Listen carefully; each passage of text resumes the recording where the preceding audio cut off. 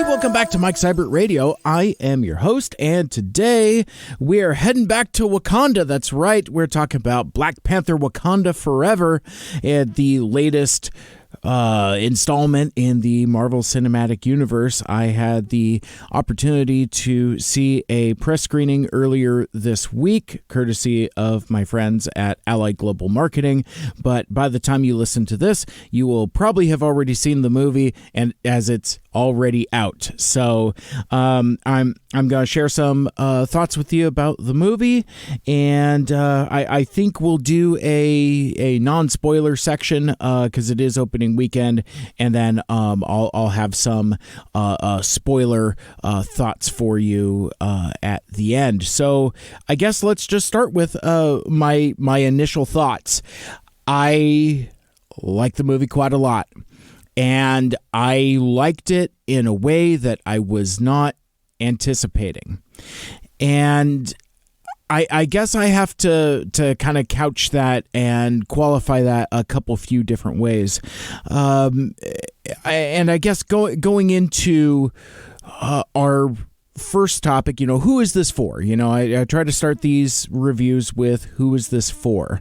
And to answer that, I think I would need to explore some of my hesitation or reluctance going into this movie, up to and including the day of the screening. You may have seen me post a tweet talking about the runtime. I was really anticipating that being a huge hang-up, and I had thought that I had my review, or not my review, but basically, like, I've talked about this before, but through my work, we have a partnership with a promotion company that invites us out to press screenings for the movie, and the transaction of that is that after you see the movie, you talk to the nice lady with the clipboard, and they ask you for some brief thoughts, maybe a sentence or two or a couple just nibbles or bites. And so, yeah, not a fleshed out review, but just kind of like a quick, what did you think? Now, as you know me, brevity is not my first best strength. So fortunately, with these comic book movies, I get to like sit through the credits and kind of compose my thoughts and consolidate and kind of really give some thoughts to what I'm going to tell Nice Lady when I get out of the screening. Because, I don't want to ramble and waste people's time. And usually, like, I'm in line with, like, other critics and folks that have seen the movie as well. So I try to be economical with that. But I will say that because of my process, sometimes I have a preconceived notion of what I'm going to say and then kind of wait for the movie to qualify that or to match what I'm going to say, a confirmation bias type of thing. I'll freely admit that to you. I'm not above confirmation bias. It's like I will have a narrative of what I think my take is, and then sometimes I leave it up to the movie to change my mind. And this movie, Wakanda Forever, is certainly one of those cases. But let me explain a little more what I'm talking about.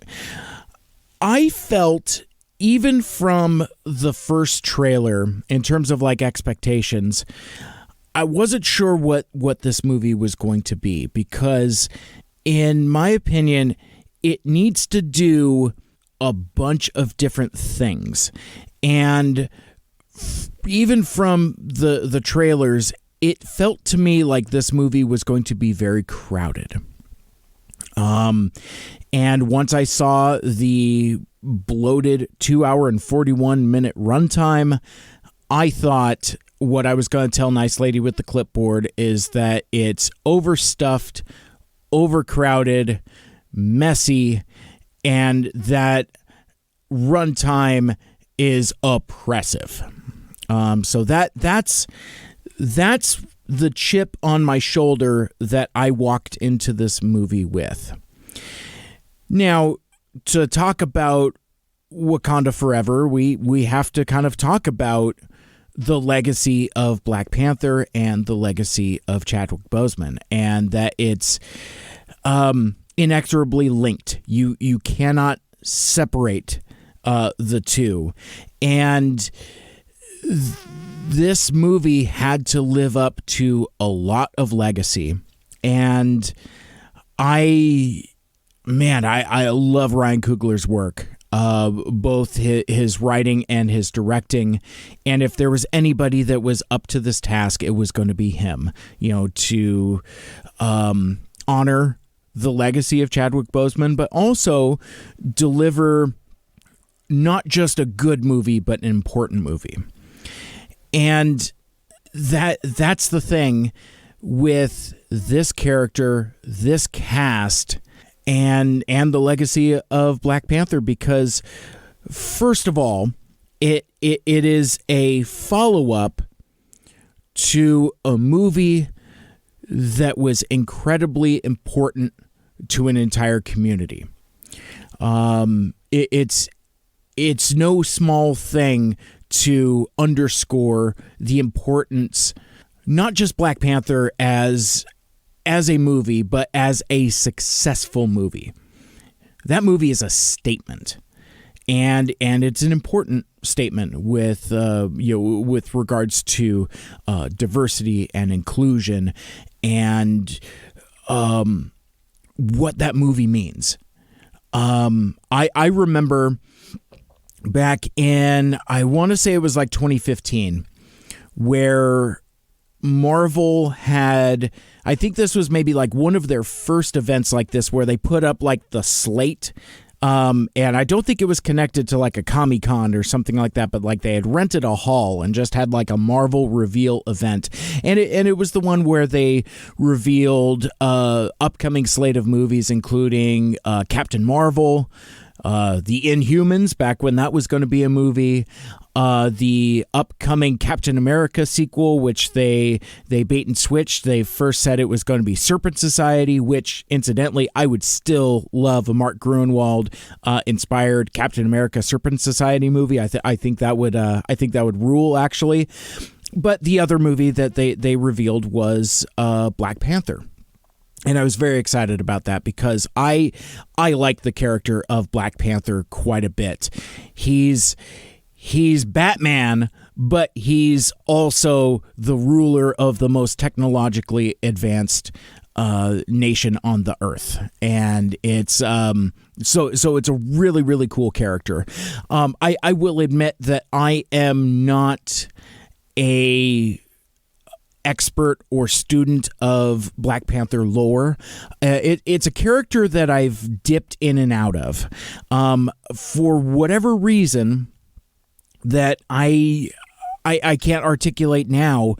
It's a character that I never really stick with, like when the Marvel Knights series in the early 2000s hit, with written by Priest and with art by Mark Teixeira. Love that run up until I didn't, and I just kind of slowly dropped it. And then later on, years later, there was another run written by Reggie Hedlund, and with art by John Romita Jr. And I remember being into that run in a big bad way up until I wasn't. So I've picked up and put down Black Panther comics. So I am not a specific expert. And I talked about this in a different episode recently, where I haven't read comics from the big two, Marvel, DC, or really even any mainstream comics.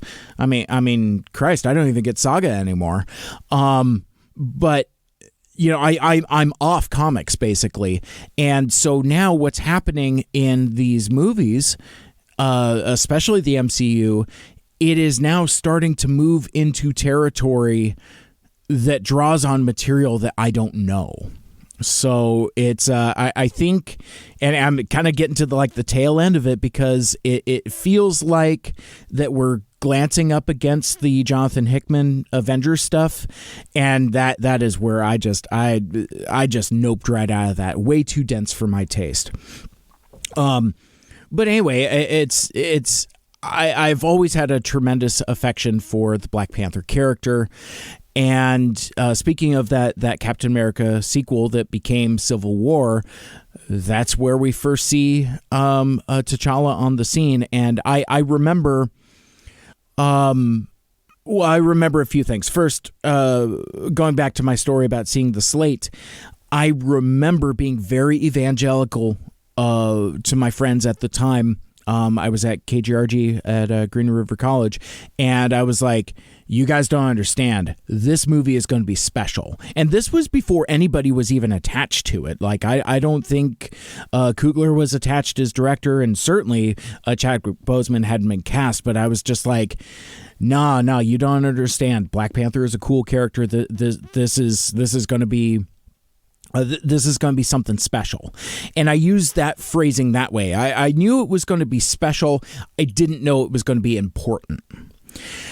And so in the lead up to Captain America Civil War, it's like, you have the, partisan tribalism, are you team Cap? Are you team Iron Man? And I remember I was doing a interview with Kyle Stevens of Kirby Crackle. We were talking about, I think he had just released a new album, and he had asked me, he's like, well, let me ask, are you team Cap or are you team Iron Man? And I go, dude, brother, I am team Black Panther, because at that point we knew that T'Challa was going to play an integral part in that movie, and it was great. I mean, just seeing that representation of that character on screen was just the suit. It's just like, it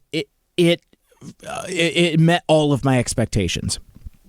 And then the Black Panther movie comes out, and it is it's an incredible cultural moment for so many reasons, which I might circle back around and touch on as I go here. But then it becomes what's next. Chadwick Boseman appears a couple more times. He reprises in the Avengers sequels. Is one of the characters that is the victim of the blip, the Thanos snap. So that character kind of disappears for a stretch of story time. But the sequel to Black Panther was almost immediately greenlit, and work started on it almost immediately. And then in 2020, Chadwick Boseman gets sick and tragically passes away from colon cancer. And then it becomes what's next. How do you honor the legacy of not just this actor, this performer that has tragically passed, but also where does that leave this character that has so much story left to tell? We've barely got to know T'Challa between his various appearances. It was like it was just getting started. And so, a tremendous loss in so many ways. So as I understand it, basically, like, Coogler had a sequel that that was pretty far along prior to Chadwick's passing. And then obviously you have to go back to formula. You have to go all the way back to the drawing board, and they did. Went back to ground and created the story we're talking about here today, Wakanda Forever. And it's very interesting because this movie needs to do a lot of things. And like I said, my expectations, like to me, it feels like it's like it was going to be 3 different movies. It's like you have you have to deal with how you incorporate the actor's true passing, and the effect on the character and the universe. But then also, it's the latest installment in the Marvel Cinematic Universe. It's the latest episode, so you have to do something story-wise. And, you have to move the needle and propel things forward in a certain way. And you have to introduce, another new slate of characters as well. So it has a lot of heavy lifting to do. And I didn't think the movie was going to be up to the task. And I was very pleasantly surprised. So that's some of the baggage that I had going in, and especially with like each increasing development. It's like, okay, so you have Namor, and the Submariner, and you have the Atlanteans, and you have Ironheart, and it's like you just keep adding all these extra spokes to the wheel, where the world of Wakanda and the cast of Black Panther is already pretty big.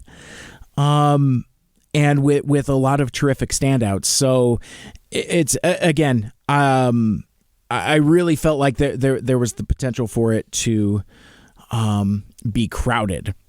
So I guess from there that's kind of a combination of well, I didn't even really give my initial thoughts, and I didn't really address who is this for, because like this needs to be for a number of people.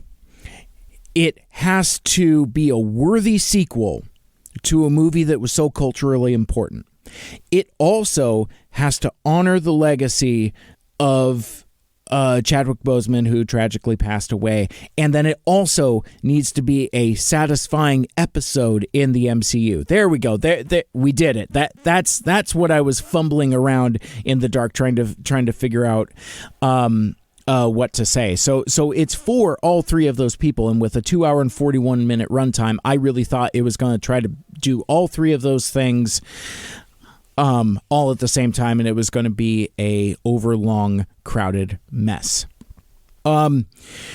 So I want to. Well, and since I'm here in the non-spoiler section, I do kind of want to talk about my theater going experience. We saw it in IMAX, but it's kind of like the Cineplex IMAX. We saw it at the local AMC theater, so you have, the screen is bigger for sure. The sound though was phenomenal. That was really the thing. They really cranked up the sound there, but it's fascinating to me. I had mentioned that I am a comic book fan, and I know a little about a lot, or a lot about a little, depending upon, but I can't necessarily quote you chapter and verse. And as more time passes, my XP with regards to comics fades and softens. But I'm reminded that these movies, the MCU, is a lot of people's introduction to these characters and concepts.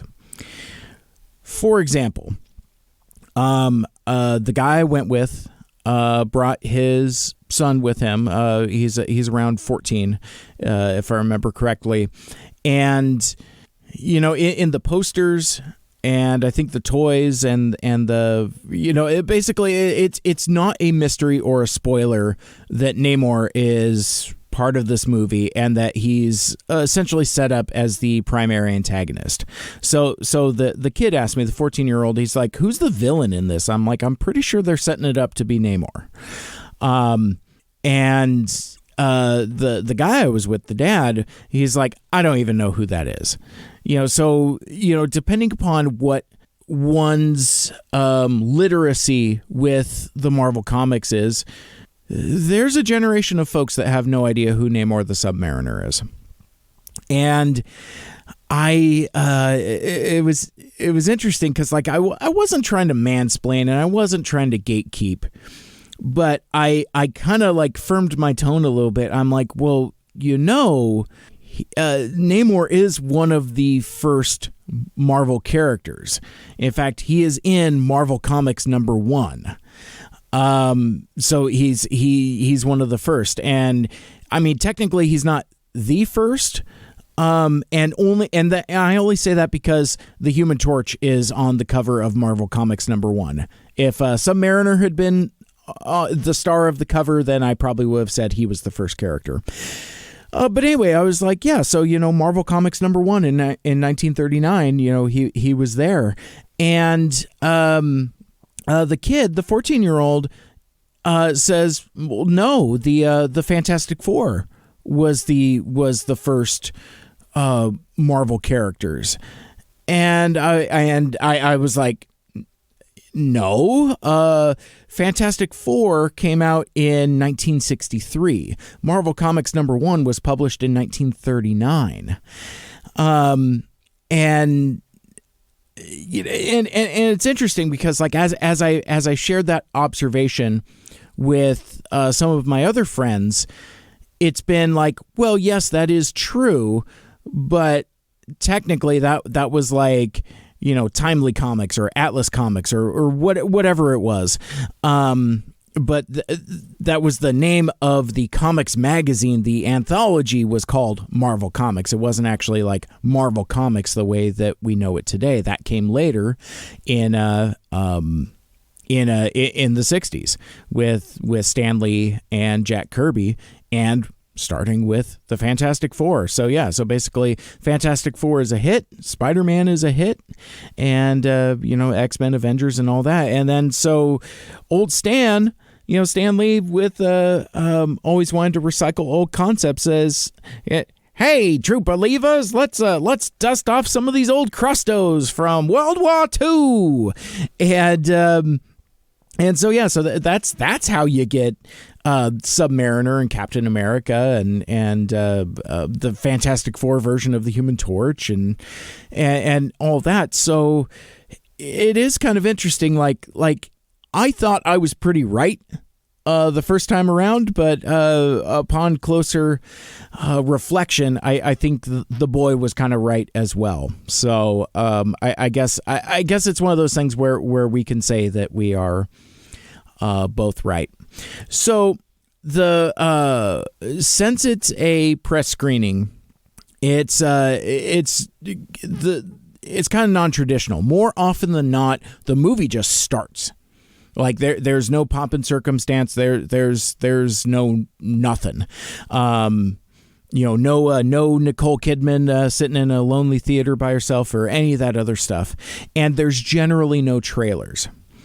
So the house lights go down when it's time to start the movie, and you see the green banner of the trailer approved by the MPAA, and I'm like, I made a nuisance of myself. I was like, come on, this movie's already 2 hours and 41 minutes. Let's go. To which I got a couple chuckles, but not a lot of reaction to that.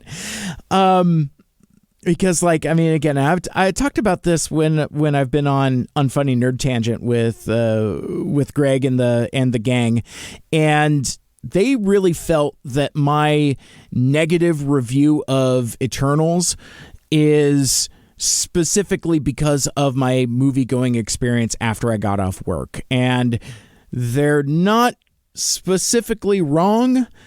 And as I said, I went into this with a little bit of a chip on my shoulder. I'm like, 2 hours and 41 minutes. It's 7 o'clock right after I get off work. Good Lord.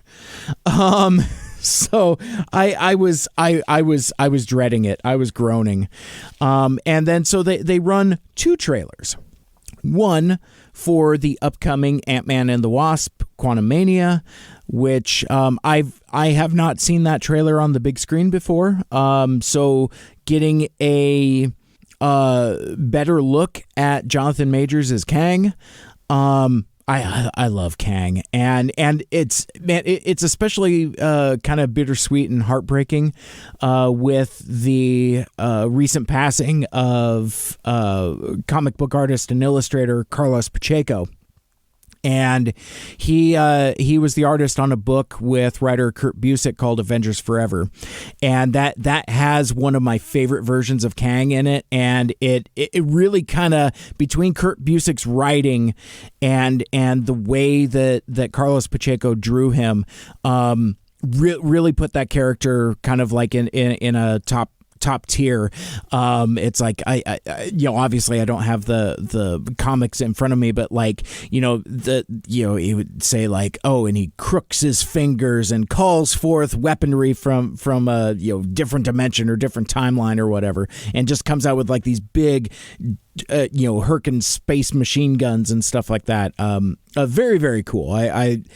But that was kind of in my mind when you see those flashes of Kang in that Quantum Mania trailer. So, but I mean, it's the latest MCU movie, and it makes sense that they kind of show it. Trailer looks cool. Movie looks aggressively okay. It's I'll be very interested to see. I don't know where the MCU is even going. Apparently, this movie Wakanda Forever is supposed to be the conclusion of Phase 4. I guess if you say so. But no. But then they show a trailer for the new Avatar movie, the Way of the Water, Avatar: The Way of the Water, and it has a lot of blue people in the water. And it's interesting to me that this movie, Wakanda Forever, also has a lot of blue people in the water. And I doubt that's it has to be a coincidence, right? Because like I had this weird shower thought this morning where, like, how odd is it that you have a movie called Black Panther in theaters at the same time as a movie called Black Adam? Is it like in the late 90s when there were like two volcano movies at the same time, or like when there were two asteroid movies in theaters at the same time?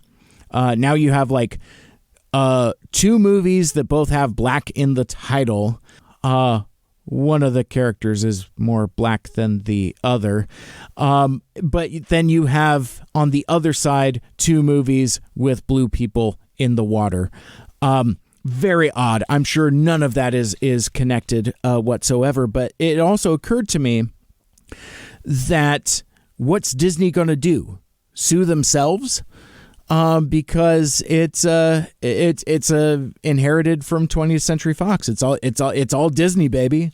So I don't know. I just find the thing very odd, and I would have thought it would have been especially interesting had the Aquaman sequel not been delayed. That was originally supposed to come out in like December. So think about this: Black Adam, Black Panther, Avatar, Aquaman 2. That's like, I mean, it's so weird. It's just so weird and different. And anyway, so watching the trailer for that Avatar really kind of, I'm not gonna say it put me in a weird mood, but it kind of altered my headspace a little bit. I don't know if it like subconsciously prepared me for seeing the Atlanteans. I don't know. I just think it's very odd. So anyway, that was kind of the going into it. Let me get to what I told the nice lady with the clipboard, because basically the movie happens, and I'll talk about some specific things on the other side of spoilers, but as I've said several times already, it got my attention right off the bat, and it moves at a good clip. It doesn't let up. There are times that it gets draggy, and there are parts that are a little saggy. And I think with adding so many different plot elements, it does get a little messy. It does get a little jangly at times. Could have benefited from being tightened up a little bit.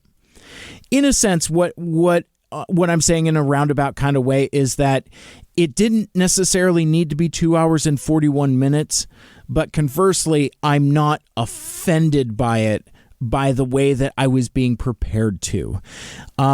It has a lot of things to say, and I think it says those things deftly. The word that I've been using as I've been talking to people is tasteful. I feel that everything regarding the legacy of Chadwick Boseman was handled very tastefully. And I was impressed because I was prepared for so much. I was prepared for a movie that was completely different than the one that we got. I thought we were going to get some computer generated shenanigans. And I hope this isn't a spoiler, but I am delighted to say that there is no trickery to bring in a version of a living Chadwick Boseman. So there's no, we're not going to Tarkentown. We're not trying to make a computer generated whatever. We're not having a stunt person with a computer generated Chadwick Boseman digital face on there. We're not doing any of that. We see him in montage of things that we've already seen in other movies. So they're not even going the Carrie Fisher Rise of Skywalker route with, quote unquote unused footage that they've since doctored and moved stuff around. There is nothing left, unfortunately, that hasn't been used of Chadwick Boseman's performance as T'Challa the Black Panther. So his loss is felt, and it is addressed and handled and dealt with appropriately. This is a movie about grief and loss, and a lot of it rests on the shoulders of Letitia Wright as Shuri, the sister, one of the breakouts from the first Black Panther movie. And it's fascinating to see how she was a breakout supporting character and has now been thrust into this lead position. This is very much her movie. And that dynamic is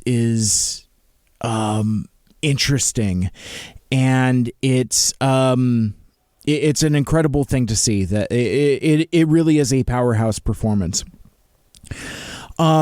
So what I told the nice lady is I told her that that I was very pleasantly surprised, and that it respects the legacy appropriately, and that it is handled deftly, that Ryan Coogler really thread the needle between all of these different things that is going on in this movie, and making it work cohesively enough to provide a satisfactory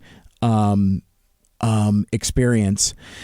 And really what drives the movie is the performances. Everybody is terrific, from the marquee players all the way down. I talked about Letitia Wright. Angela Bassett gives a powerhouse performance. As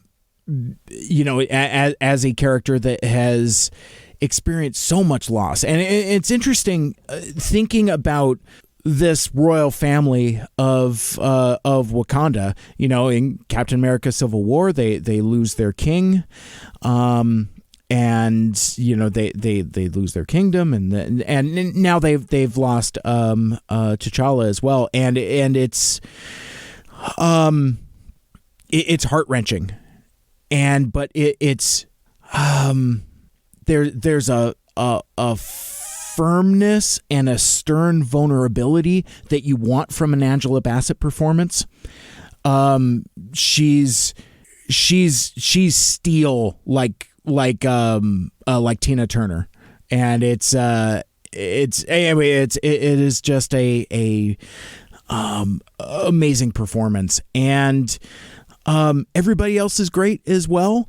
But for me, the breakout, of course, is Winston Duke reprising as M'Baku, man-ape from the comics, and he is a thief in the night because he steals every scene he's in. He is just so magnetic and boisterous and bold, and it's just and funny. He does provide a bit of levity and humor and comic relief, I suppose, but we're far away from Far From Home, No Way Home, Spider-Man jokey humor. There's no Peter Parker in this movie. Well, actually, there kind of is. But I'll come back to that in a sec. But yeah, no, so what I told Nice Lady is I was like, the performances are great, but man, Winston Duke steals the show. But then I'll come back and say some more about the cast in a minute. But it's like, I had so much to be complimentary about the set design, the costume design. I mean, just the aesthetic of Wakanda, capturing this kind of like Jack Kirby-esque Afrofuturism type of vibe.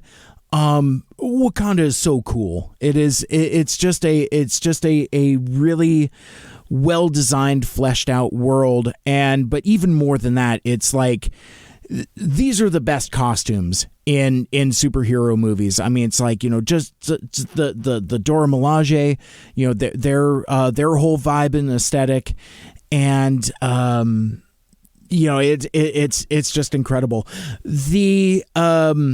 And the score as well. The musical score is done by Ludwig Göransson. This cat's done a whole lot, including the first movie, I believe. But he's been off in Star Wars land. He scores Mando and Book of Boba Fett, and so this dude creates some mad moody sounds. And there is a sense of dread in the score, and it's like the first time I've noticed in a Marvel movie in a long time where the music score is actually doing a whole lot of the narrative and mood of heavy lifting in a way that I've not noticed for a while. But yeah, no. So that's what I told Nice Lady. I was like, the performances. I was pleasantly surprised. The performances are terrific. The costume design is amazing. The score is incredible, and what a terrific tribute. I think I may have said amazing or maybe spectacular. I don't remember. But being a fitting and appropriate and tasteful send off for Chadwick Boseman. So that's kind of what. That's kind of what I told Nice Lady after the Nice Lady with the clipboard after watching the movie. I've since brought up the wiki, so I can kind of go through the cast a little more. Lupita Nyong'o returns as Nakia, and she's terrific. Denai Guerrero, of course, as Okoye, the head of the Dora Milaje, and I like that her character in particular has kind of had more prominence. We're seeing more of this in these Marvel MCU movies, where the side characters, the supporting characters, are getting a lot of play and a lot of prominence. Like Wong from the Doctor Strange movies is a fan favorite character at this point. And I think Okoye as well. She has some really great fish out of water moments, and just that simmering badassness. You also have other members of the Dora Milaje. Martin Freeman, of course, returns as Everett K. Ross, and he's fine in this. I will also say that there are cameos and there are surprises. One I was expecting to see, but when it happens, and you'll know what I'm talking about if you've seen the movie already, I gasped. I was like, "Oh, that's how we're doing that. Okay, cool." I was very very excited. But yeah, no, there's some great connective tissue with the other Marvel movies in terms of like character appearances.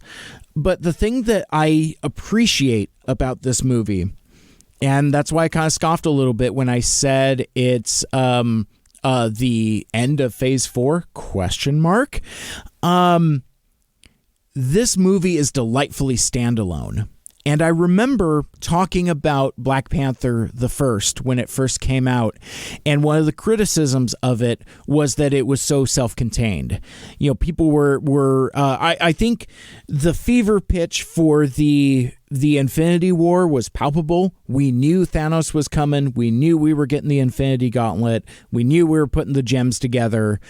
And I think folks just wanted to get there and weren't patient enough to enjoy and appreciate Black Panther on its own. And one of the criticisms I heard and some of the arguments I got into is like, well, Thanos doesn't show up. There's no Infinity Stones, which in retrospect, well, even then was nonsense, but it's even more now.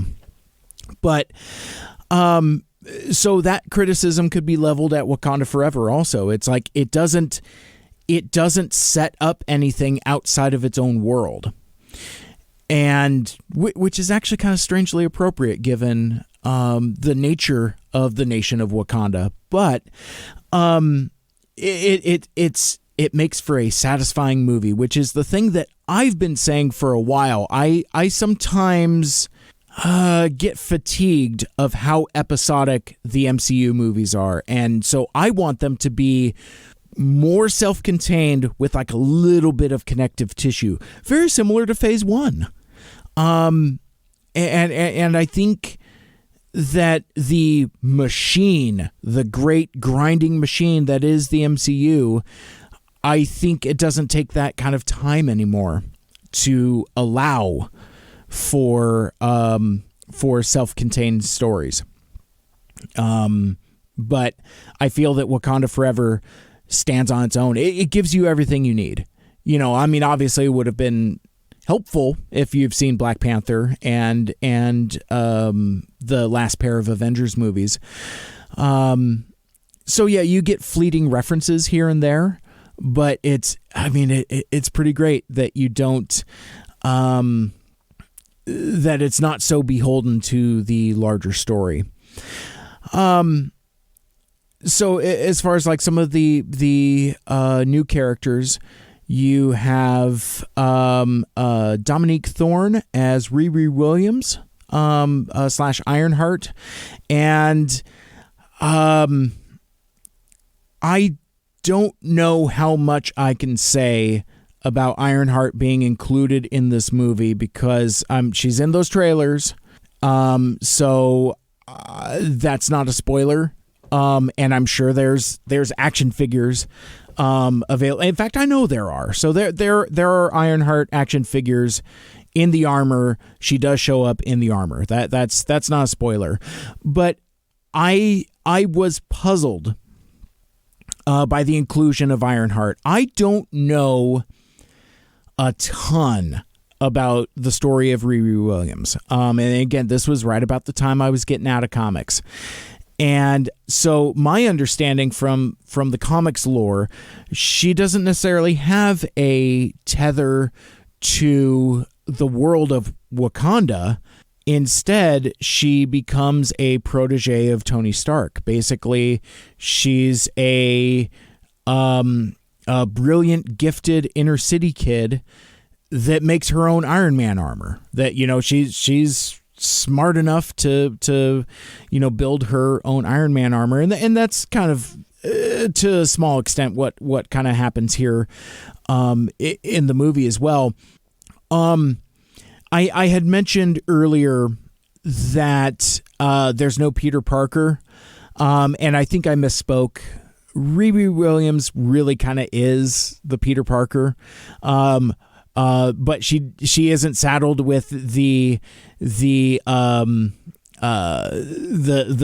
Holland Mr. Stark. Oh no, Gabagool! I am trying to do it justice. I really want to hook up my dude Chandler, but yeah, no, it's she's streetwise, she's tough, she's headstrong in a way that this character needs to be, but it's weird though, and she makes like movie references as well. One that made me pop the hell off. It was one of those things where it's like I laughed so hard, people looked at me like, why are you having such a big reaction to that? But it just cracked me the hell up. But again, I don't understand her inclusion here, because now since the MCU doesn't have an Iron Man, how are you going to incorporate Ironheart to be a protege of a Tony Stark that is no longer alive? So folding her into the world of Wakanda almost kind of makes sense. I'm really trying to dance around the discomfort of a white guy saying, well, is she included in this group of characters because she's black? And I don't know that specifically, but if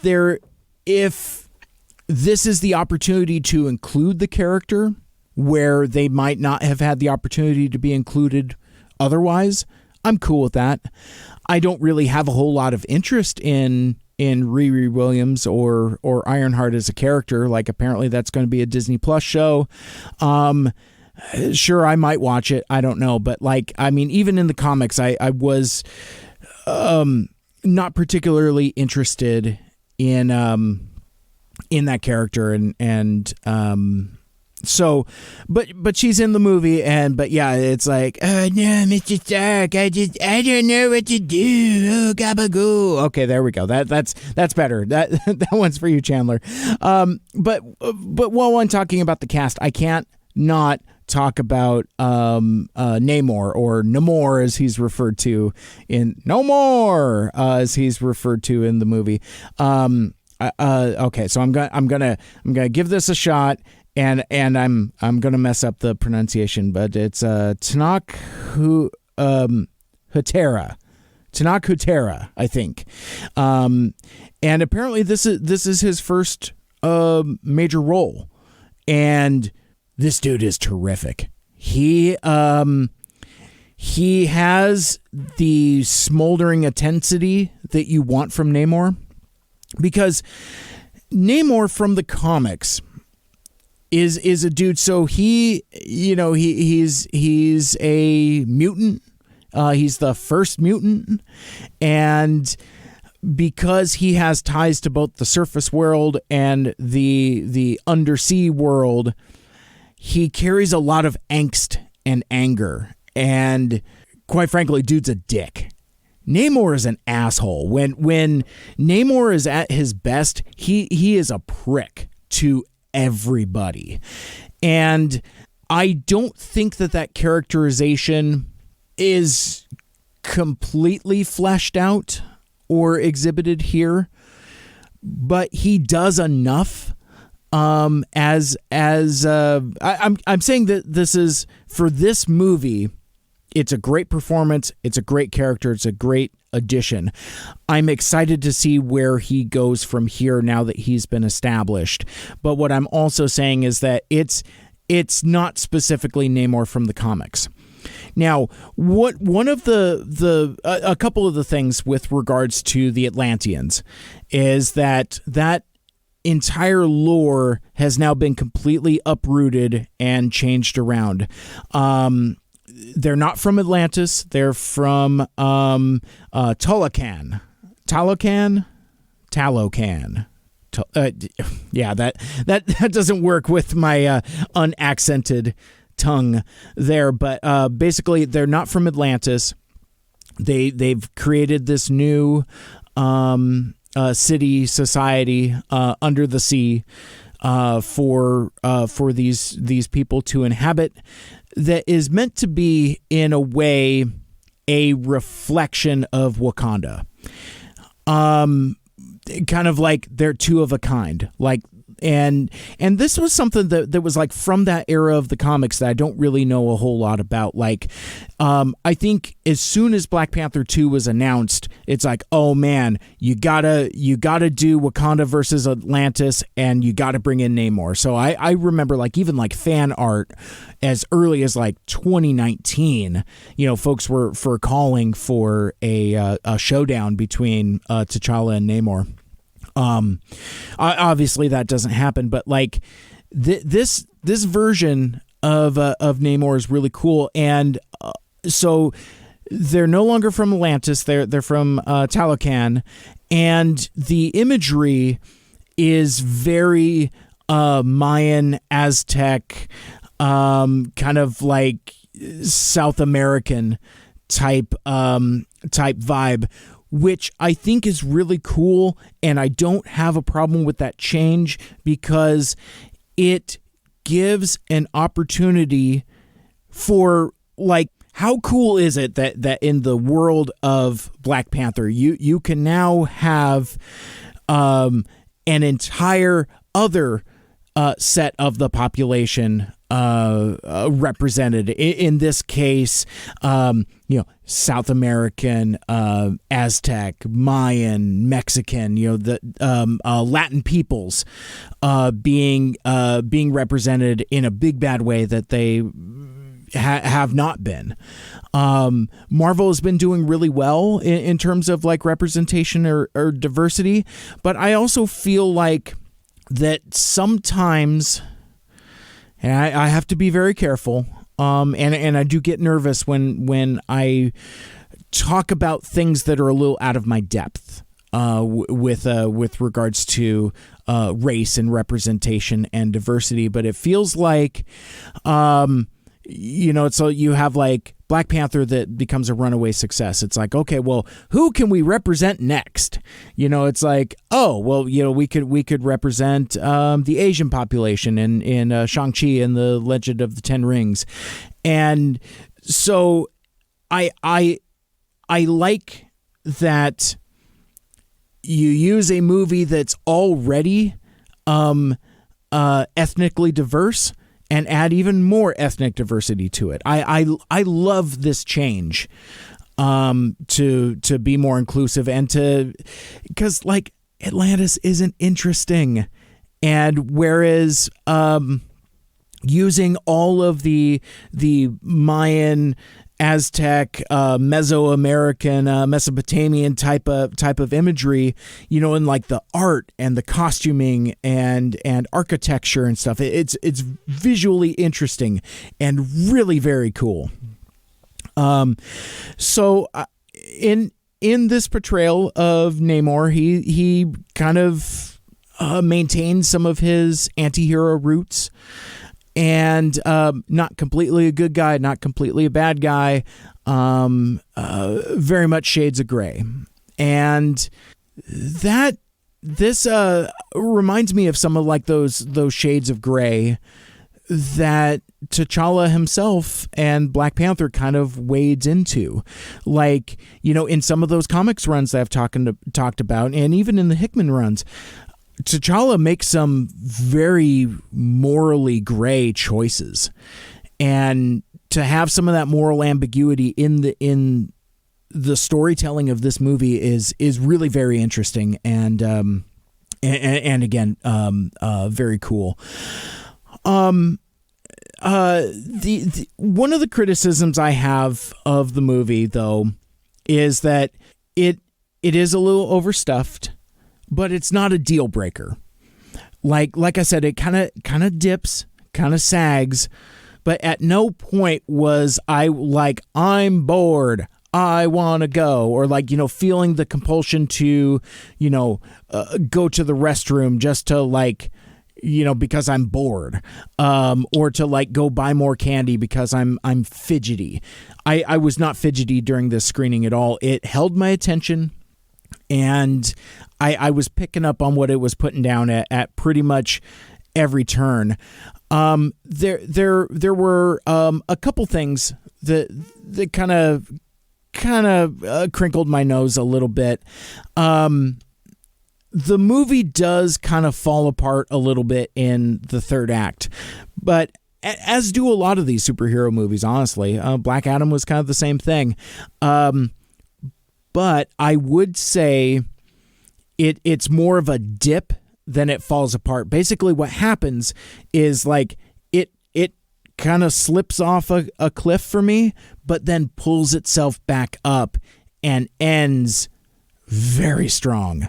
And I will talk about that in just a moment here, so that I can, you know, make a clear distinction between spoilers and non-spoilers here in just a moment. I also want to talk about the visual effects briefly. It's obviously a CGI heavy Marvel movie, but what is happening with these movies to where I swear to God that special effects have gotten worse, or at least they look worse. I don't know if it's just trying to do too much. Like, you know, there was this thing where, you know, somebody wrote an expose about like overworked special effects companies because of like high demand. But what I don't understand is, how is it that the market has not caught up to demand? You would think that, you know, there would be all kinds of like new special effects companies opening for business, and with, you know, so many talented people in the space, how is this stuff becoming lackluster? Like it, there is some decidedly ropey visual effects. A lot of the CG kind of is kind of not good. And it's now this is like a real this is a very weird real nitpick. I was watching the movie in IMAX, and I noticed that there were a number of sequences. There were parts of the frame of the image that were out of focus, and it was really bothering me because, you know, I've talked about, like, you know, my eyes are getting bad, and so I feel like, you know, I'm having, you know, much like my hearing, I should probably get my eyes checked out and maybe get some readers or glasses or something. But like the lack of focus was really starting to bother me. But then I did a little bit of looking into it, and apparently Ryan Coogler was using some specific particular lenses instead of like the usual anamorphic lenses. He was using different lenses that kind of give a more soft, kind of like a ethereal type of vibe.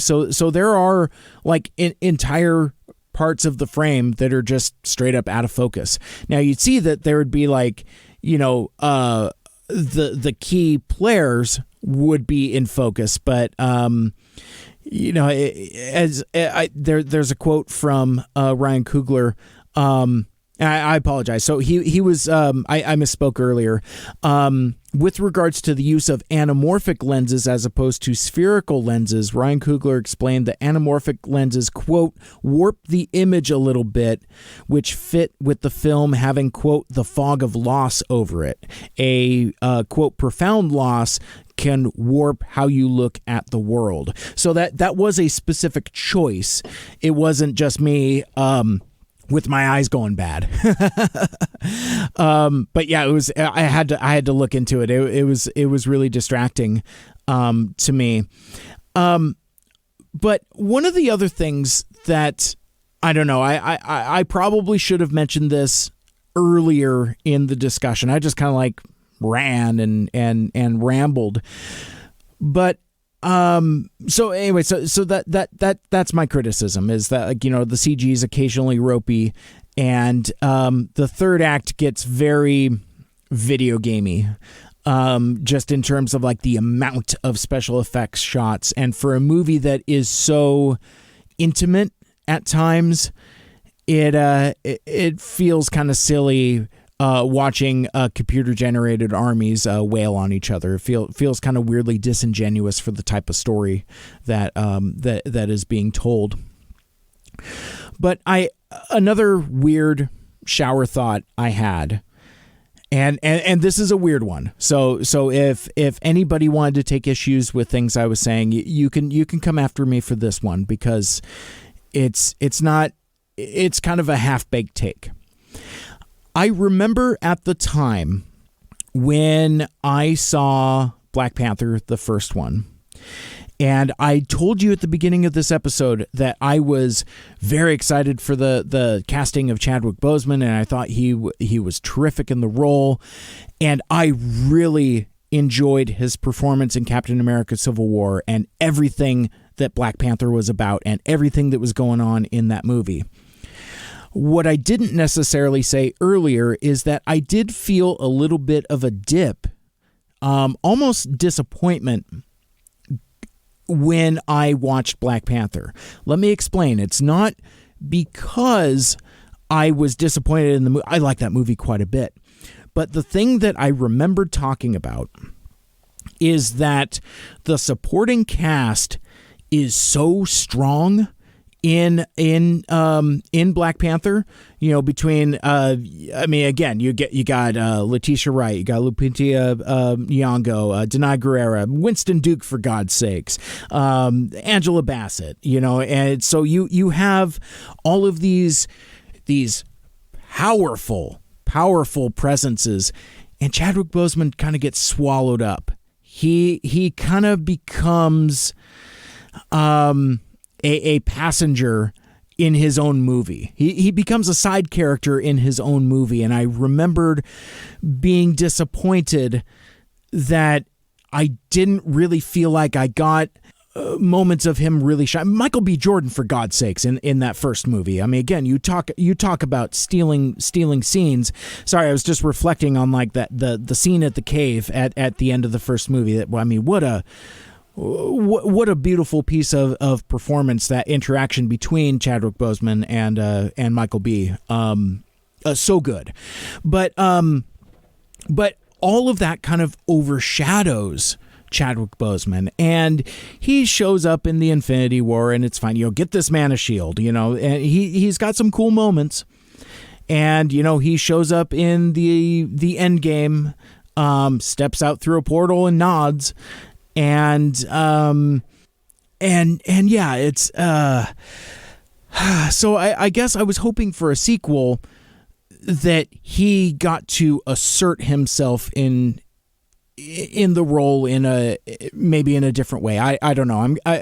As I said, it's a half-baked take, but my shower thought is that Wakanda Forever is very much of a kind with Black Panther, the first one, in that, no, I'm not going to say it that way. I was going to say, because of how strong these performances are, and as good as everyone is in that first movie, they're so much better this time around as well. There is a part of me that aches that Chadwick Boseman might have gotten swallowed up again. So in a weird way, this version is more profound, that it's about his loss, and you feel the vacuum of his presence not being there. I'm not going to be inappropriate and say that this is a better movie without him, because I do not believe that at all. What I am saying, though, is that this movie is incredibly powerful for what it is. And so that's it's tasteful, and it gives you the feels. There's a number of times throughout the movie where it yanks at your heartstrings. I didn't find myself affected. It's no Clerks 3, but yeah, there were more than a few times where it's like you go for that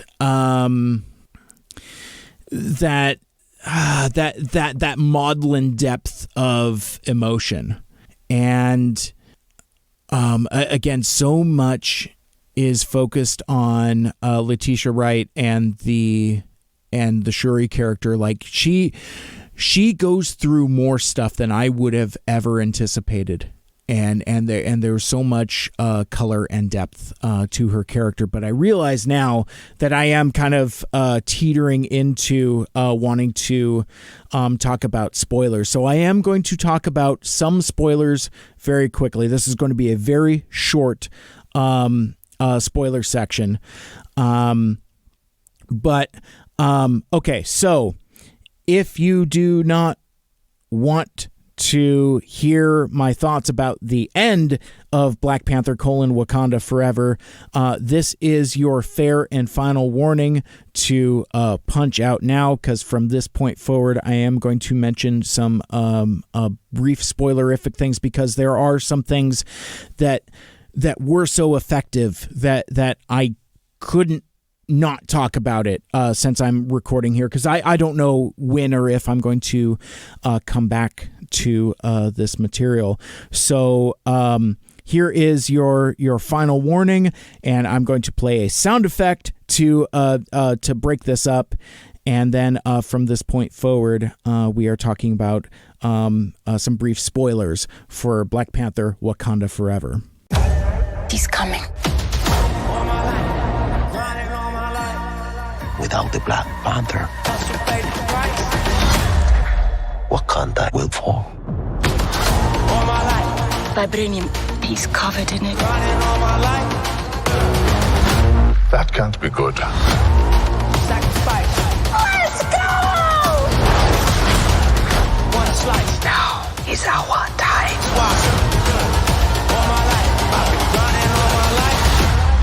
To strike.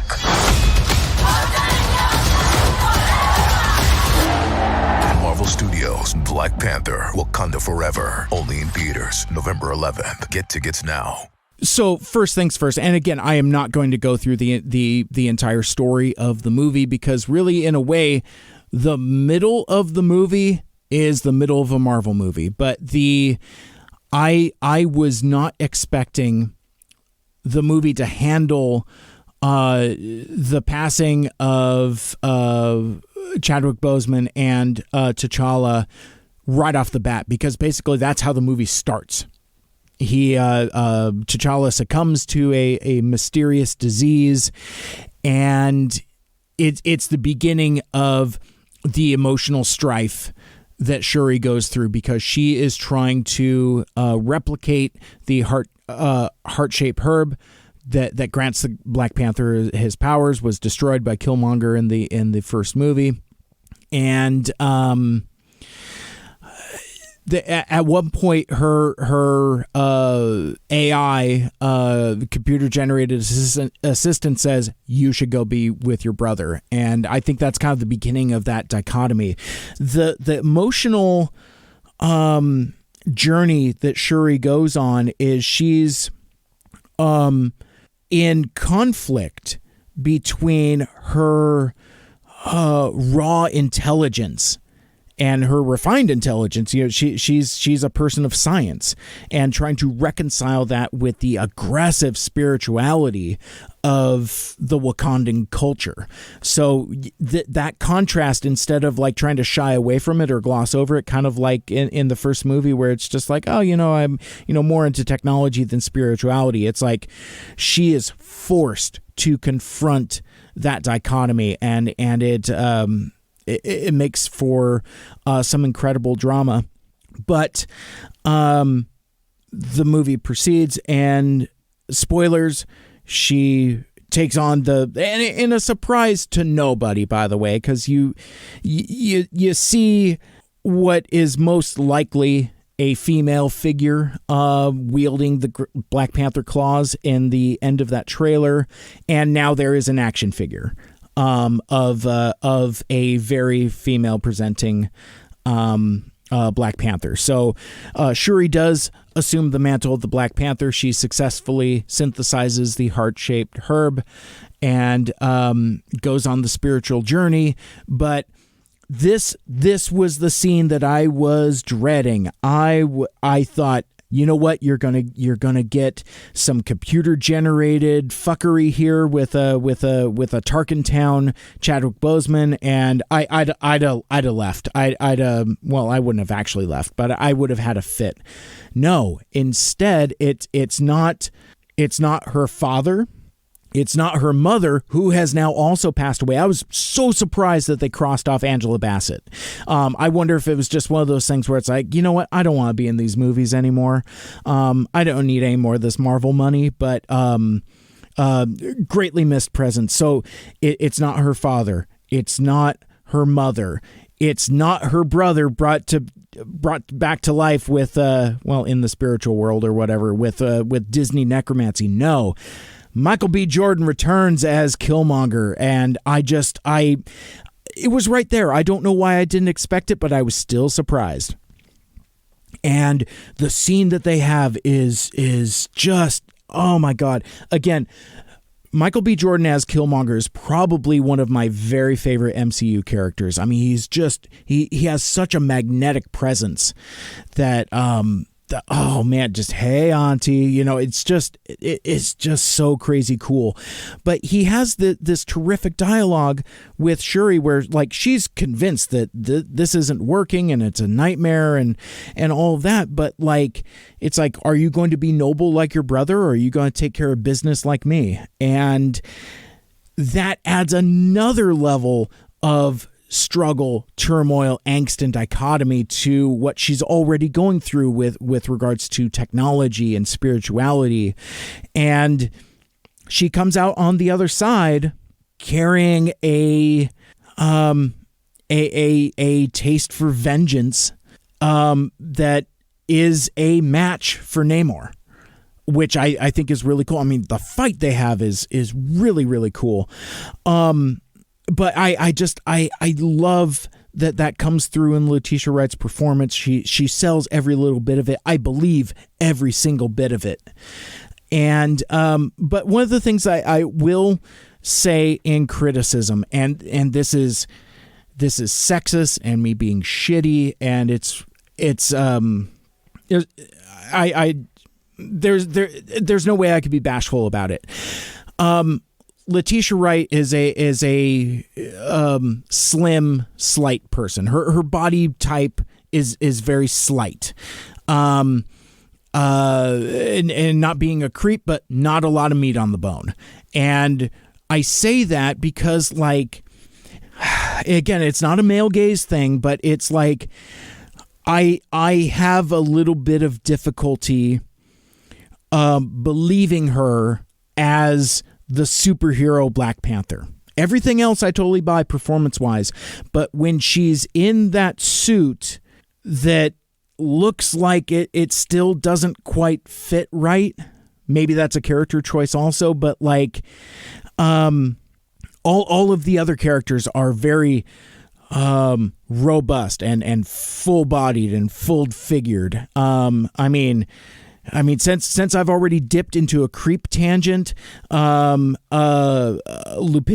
Nyong'o as Nakia in that Wakanda spy outfit. You want to talk about filling out a super suit, but I'm just saying, and I'm not trying to be gross. I'm not a creep that way, but it kind of has a problem suspending disbelief when your superhero doesn't quite look right in a superhero suit, especially when she's going toe to toe with Namor, and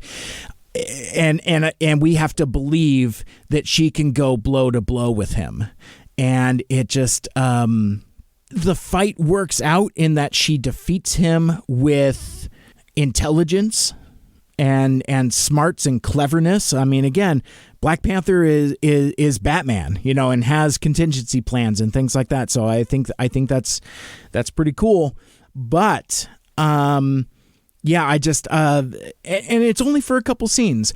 Now, one of the other things also is that I found myself a little uncomfortable with the resolution of the conflict, because my interpretation, and if you're listening to this, you've seen the movie, so my interpretation is that yes, Namor does kidnap Shuri to bring her back to Talokan and to explain what's going on with his people and why they need to be in an alliance against the surface world. Makes sense. Fine. But war is started when Nakia comes to rescue Shuri and kills that nice lady that was there. And so in a sense, Wakanda is the aggressor, I think. Now, it's one of those things where it's a chicken and the egg. It's like, well, is Namor and Talokan the aggressors because they kidnapped Shuri? Possibly. Is Wakanda the aggressors because they killed a citizen in the rescue of Shuri? Maybe. But when Shuri, now the Black Panther, and her armies are all chanting Wakanda Forever, it didn't feel great. Like it felt like, okay, so you're the aggressors and now you're celebrating victory. So, I mean, maybe that's a lukewarm take, and maybe I need to explore that further, but like, it felt, it didn't quite feel right. But what did feel right is, Namor's resolution, the resolution of his character. Cause even like, I'm glad they put this bit of dialogue in there where it's like, well, hey man, I thought we're going to clean these people's clocks, and Namor's a strategist. He is a smart dude. He's playing the long game, and he's like, no, get this. Wakanda has no allies. The world is going to turn on them, and when they do, they will come to us. And so, he's even though he got a bunch of his people killed and he got his ass kicked, things are still going his direction, and this sets up, what could be some ripe fruit for some really great stories. Now, again, I think the Wakanda Atlantis conflict is like a huge thing from the comics, but I don't really know anything about it. One of the other things also, since we're here in spoilers, the guy I went to the movie with leaned over to me and he was asking about Shuri being the Black Panther, and he's like, is that a thing from the comics? And I was like, yes. And that's a thing from the comics that predates the Black Panther movie. I don't know if it predates the MCU, but she was the star of her own title. Like, Shuri had her own title, and I think at one point, I think they were both Black Panther. I don't really know enough about that story, but I know there's like a Shuri version of Black Panther along with T'Challa, who is still obviously very much alive in the comics. So yeah, but anyway, that was neat. Oh yeah, and Julia Louis-Dreyfus shows up again. I guess one of the other through lines we're threading is we're still on the road to Thunderbolts, whatever. But so the movie ends, and you just have like this wonderful scene of like, you know, and one of the things that I liked about this movie is the use of repetition. Like, you see the funeral for T'Challa, then later you see the funeral for Ramona, and then you see when Shuri and Ramonda were in the Veldt together, and she's explaining the burning of the robes as kind of like signaling the end of the grief, and to see that echoed when Shuri is on the beach, and it's one of those things where it's like my throat was clenching when I saw that she had a backpack and opened it up and it had the robes in it. And it's just such a quiet and delicate and powerful scene where she throws the robes on the fire and just lets it out and just openly weeps.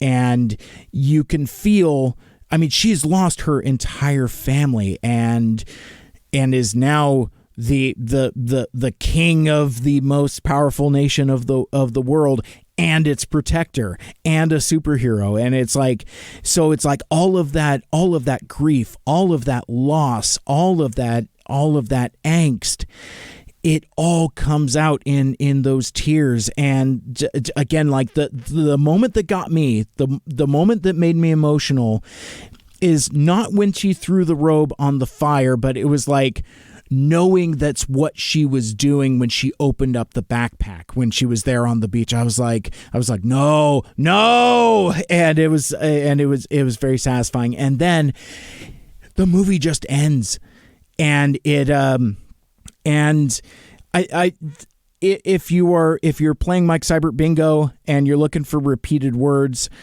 I've said tasteful so many times,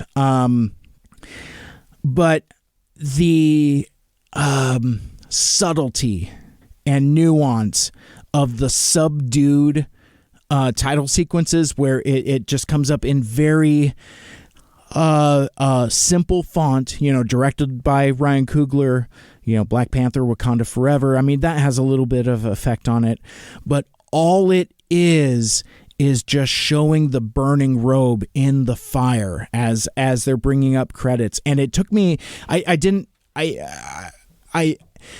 realize that's what it was right away, but then, because I mean, you still have like some dynamic camera movements, but the fact that we end on that emotional note and then to go into a subdued title sequences like that, so it's not like loud music or anything like that. Oh, you know, and I talked about the score, but I didn't mention the soundtrack. I can't I didn't clock any of the needle drops, but like, so it's a different texture and flavor than the Kendrick Lamar soundtrack for Black Panther the First, but excellent use of music, and it sounded like a more variety and mix of different styles and different artists throughout. But basically, like, the Rihanna is just cranking through this title sequence, and again, it's just fueling that depth of emotional fidelity, and it's so good. And it kind of reminded me a little bit like the end of Top Gun Maverick. Obviously ends on a completely different note, but like the bombastic use of that Lady Gaga song, I felt the same thing here with the Rihanna song. But then and then the mid-credit scene, which is I don't know if I would call this a mid-credit scene or a post-credit scene or any of that, because basically it just picks up where the titles left off. She's still on the beach. She's still crying. But just the reveal when Nakia comes up and she has her son, obviously, and we know that he is T'Challa, son of King T'Challa, and what that, I don't care what it means for the future, but it's more important what it means just for legacy. And the thing that's so cool, though, is that it's because of the way time has passed in the Marvel Universe, you can have like a 8 or 9 year old boy and it doesn't feel cheap or forced or whatever, because think about this. So we don't know exactly the way time has moved, but we know, and it's interesting because the MCU does have a few mileposts. Like the Avengers definitively takes place in 2012.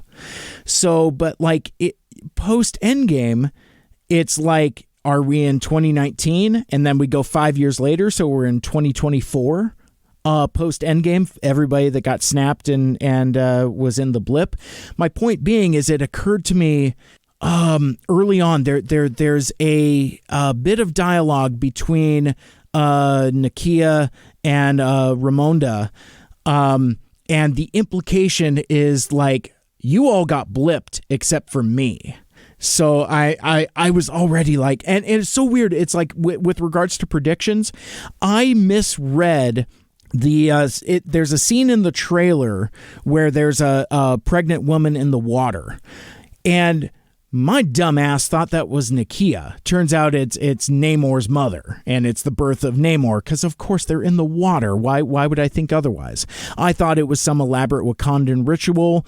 So I thought that was going to be part of the movie, that maybe like earlier in the movie we would get the child of T'Challa and Nakia. No, turns out that was totally wrong at all, and then I forgot about it. So it's like, oh well, Nakia's not doing that. That's not a story they're doing. So then I just let the movie happen to me, and then it shows up, and then they did it anyway. So I predicted it, and then I let the movie trick me out of believing my own prediction. So, but like, you think about it with the time jump. So, she's pregnant. She doesn't get snapped. She isn't in the blip. And then it's shown that because who knows how much time has passed between the end of Endgame and the beginning of Wakanda Forever, where T'Challa passes away. And then there's another time jump 1 year later. So are we in 2026 by now, something like that? I don't know if it particularly matters, but it's interesting that now the world of the MCU is explicitly in the future.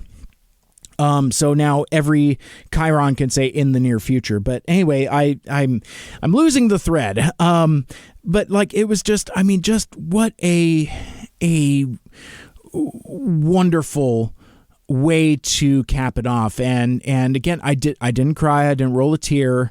I had my throat had loosened up because I got the throat clenchies when she was going to burn the robes, and when Shuri cried. But the other stuff was just more like, oh man, that's what a delightfully beautiful tribute. So yeah, it will be interesting to see what the fate of the MCU is, because I think the world still doesn't know about Namor and Talokan and the Atlanteans, and so I think that's going to make for some interesting storylines down the stretch. But we'll see how it goes, and that will wrap things up for this episode Thank you so much for listening and for hanging out with me. If you want to listen to my podcast, Mike Seibert Radio, you can subscribe on Apple Podcasts, Stitcher, Google Podcasts, Spotify, TuneIn, or wherever the heck else you listen to your podcast. Like, share, rate, and review the show. Let us know what you like and what you'd like to hear more of in the future. My name is Mike. This has been Mike Seibert Radio, and until next time, till all are one, make good choices.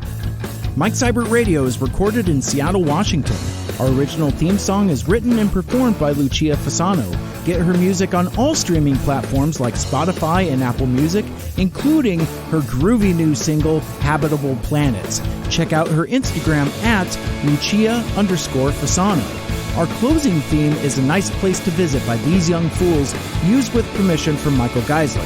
Check out Michael's website, bytormusic.com. Special thanks to Andy Lita for our logos and graphic design. He is at GoGoAndyRobo out on Twitter.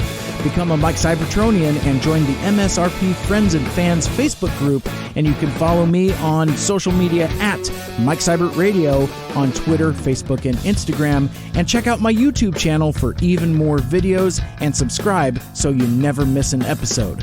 Want to be a guest on the show? Send me an email, MikeSeibertRadio@gmail.com.